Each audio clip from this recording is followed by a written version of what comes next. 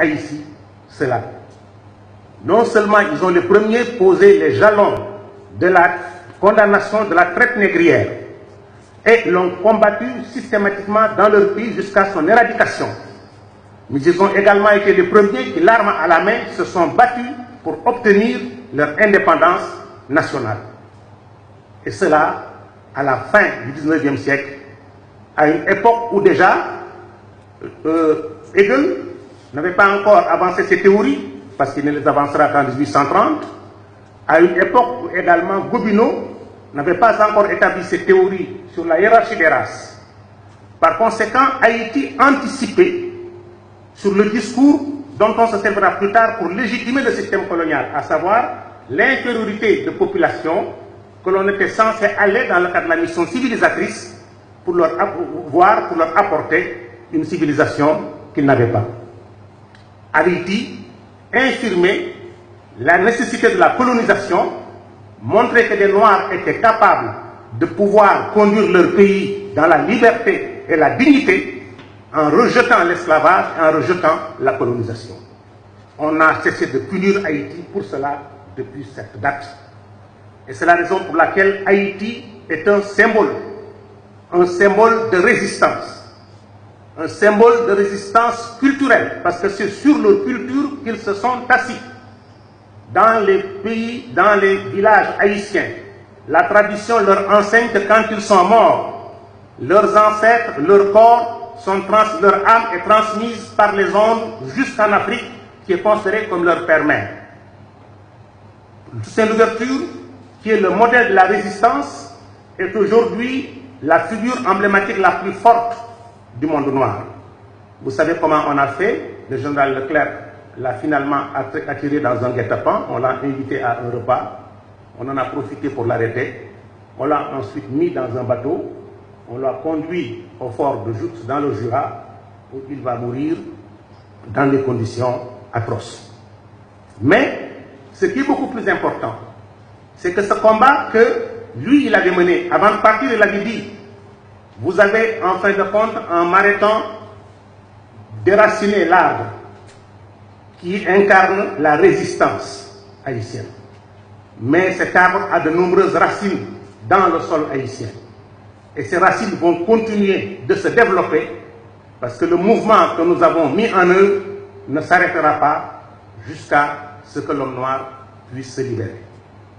Mais ce qui est beaucoup plus important, c'est que Haïti, puis ses successeurs, à savoir Christophe, Dessalines, Pétion, ne vont pas s'arrêter là.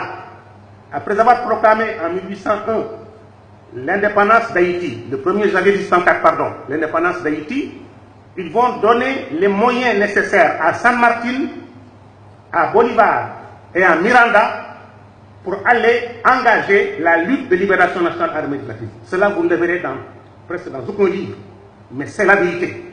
Ils les ont fait venir, ils les ont soutenus politiquement, diplomatiquement, financièrement, militairement, et leur ont dit d'aller engager le processus de libération de l'Amérique latine. C'est pour cela que Hugo Chavez considère Haïti comme le symbole de la résistance. Si Cuba vient d'accepter que son espace aérien soit ouvert, alors qu'il était fermé depuis 1961, pour que les avions américains y passent, et pourtant c'est la distance qui les sépare d'Haïti de 600 km pour y aller, c'est aussi par respect pour ce pays qui a été à la base de la gloire et de la dignité de l'homme noir. Si le président Thabo Mbeki a été participé au 200e anniversaire d'Haïti, c'est ce message-là qu'il a voulu porter.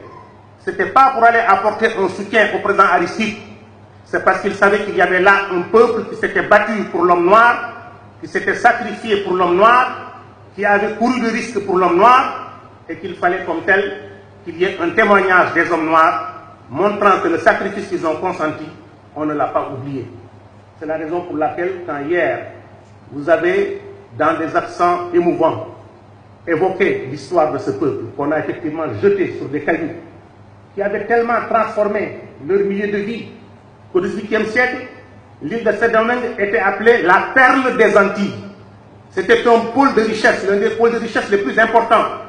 Mais le monde colonial ne voulait pas qu'il y ait un pôle noir composé de populations noires qui ont dit non au monde occidental, qui ont osé dénoncer l'esclavage, dénoncer la traite négrière, dénoncer la domination coloniale, qui soit une référence qui puisse être présentée demain aux générations futures africaines, afin qu'elles se disent voilà le modèle que nous devons recopier. Et aujourd'hui encore, quand vous allez dans les Antilles, quand vous allez en Guyane, quand les gens veulent demander l'indépendance, on leur dit ah, vous voulez l'indépendance? Eh bien, allez voir Haïti. Et vous saurez si vous avez intérêt à aller à l'indépendance. Par conséquent, en nous réunissant autour de cette question à l'initiative du président, nous posons un acte fondateur, un acte historique. C'est chaque Sénégalais, c'est chaque Sénégalaise, c'est chaque Africain, à quelque milieu qu'il appartienne, qui doit considérer que ce qui se passe en Haïti le concerne. C'est notre race qui est là-bas aujourd'hui exposée à la souffrance. Une race qui, par sa dignité, nous a montré le chemin de la libération de l'esclavage, le chemin de l'indépendance nationale et qui, aujourd'hui, représente par conséquent une référence sublimale dont nos enfants doivent être fiers. Par conséquent, ce que vous avez proposé en disant que vous souhaitiez que l'Afrique leur accorde la possibilité, s'ils le désirent, de venir y trouver un cadre de vie qui les accueillerait fraternellement parce qu'ils appartiennent à la terre africaine qui est aussi leur patrie, est une idée extrêmement forte. J'ose espérer qu'ils pourront en mesurer la portée et la signification.